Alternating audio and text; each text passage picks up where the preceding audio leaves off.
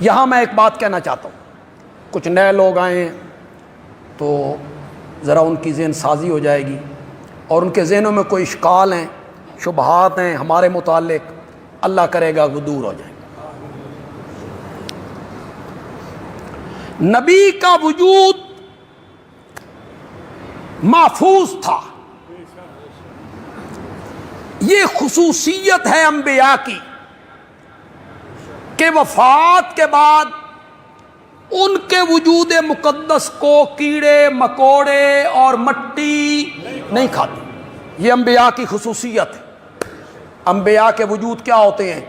محفوظ ہوتے ہیں، اسے مٹی نہیں کھا سکتی، اسے کیڑے مکوڑے نہیں کھا سکتے۔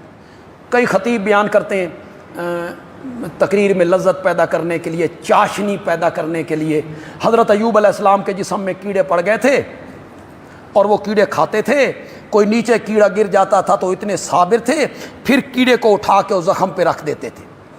لکھا ہے مفسرین نے، لکھا ہے علماء دیوبند میں سے بھی کئیوں نے لکھا ہے، لیکن یہ سب اسرائیلی روایات ہیں، حدیث میں اس کا کوئی ذکر نہیں، کوئی مستند بات نہیں ہے۔ بندیالوی کم از کم اسے تسلیم کرنے کے لیے تیار نہیں، میں تیار نہیں ہوں اسے ماننے کے لیے۔ میں کہتا ہوں نبی کے وجود کو وفات کے بعد بھی کیڑے نہیں کھاتے، زندگی میں کیسے کھا لیا، زندگی میں کیسے کھا لیا تھا۔ انبیاء کا وجود تو وفات کے بعد بھی محفوظ ہے۔ ہماری فقہ کی کتابوں نے لکھا الان کما وضع، ہمارے پیارے پیغمبر کا وجود مقدس آج بھی قبر منور میں اسی طرح محفوظ ہے جس طرح پہلے دن۔ یہ جو علماء کئی خطبہ ہمارے مہربان، میں انہیں کیا کہہ سکتا ہوں، ممبر پہ بیٹھ کے ہمارے متعلق کہتے ہیں او جی یہ آخدے نے قبر وچ کوئی شے کوئی نہیں، انا للہ، بلکہ یہ کہتے ہیں جی پتھر ہو گئے، انا للہ و انا الیہ راجعون، کچھ بھی نہیں ہے۔ اس سے مقصد کیا ہوتا ہے؟ لوگوں کو متنفر کرنا۔ اب آپ کو نبی پاک سے محبت ہے، پیار ہے، عقیدت ہے، تو آپ یہ سنیں گے بے بندیالوی نبی پاک دے متعلق اے گل کردا، توبہ توبہ، اس دے نیڑے نہیں جانا۔ یہ کہتے ہیں قبر میں کچھ نہیں ہے، خدا گواہ ہے۔ میں نے کئی مرتبہ یہ بات پہلے بھی کہی، آج بھی کہتا ہوں، میں ممبر پہ ہوں، جمعے کا دن نے نبی اکرم صلی اللہ علیہ وسلم کے وجود مقدس کو وفات کے بعد جو غسل دیا گیا، غسل دینے کے بعد آپ کے وجود مقدس کو پوچھا گیا اگر پانی کا کوئی قطرہ آپ کے وجود مقدس پر باقی رہ گیا تھا اور اس قطرے سمیت آپ کو دفن کیا گیا، وہ قطرہ بھی آج تک اسی طرح محفوظ ہے، اسی طرح محفوظ۔ الان کما وضع، الان کما وضع۔ میں اگر تشبیہ دوں کہ میرے آقا کا وجود کتنا تر و تازہ ہے، میں کس کے ساتھ تشبیہ دوں؟ میرے نبی کے وجود کی توہین ہو جائے گی، میرے نبی کے وجود مقدس کی توہین ہو جائے گی۔ صرف تمہیں سمجھانے کے لیے کہہ رہا ہوں، ورنہ یہ تشبیہ غلط ہے۔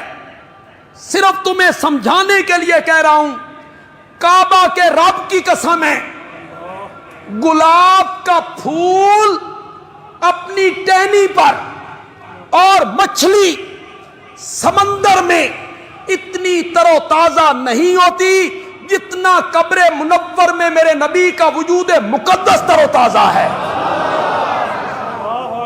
الان کما وضع، الان کما وضع، آج بھی اسی طرح ہے جس طرح پہلے دن رکھا گیا۔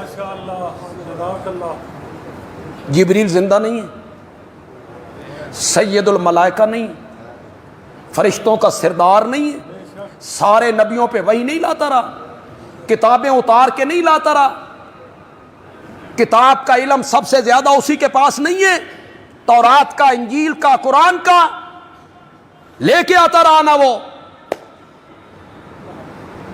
جبریل زندہ ہے، سید الملائکہ ہے، واللہ زندہ جبریل پر اللہ کی رحمتیں اتنی نہیں اترتی جتنی میرے نبی کی قبر منور پہ رب کی رحمتیں اترا کرتی ہیں۔ وجود مقدس محفوظ ہے، اسے کیڑے مکوڑے نقصان نہیں پہنچا سکتے۔ روح مبارک آپ کی جنت الفردوس میں، روح اس جسم میں نہیں ہے، روح اس جسم میں نہیں ہے، جسم یہاں ہے اور روح مبارک آپ کی جنت میں نے پچھلے جمعے حضرت فاطمہ کا ایک ارشاد آپ کو سنایا تھا، من جنت الفردوس۔ اللہ اکبر۔ ایک بات یار کہنا چاہتا ہوں، سمجھو گے بھی صحیح کہ کوئی نہیں سمجھو گے۔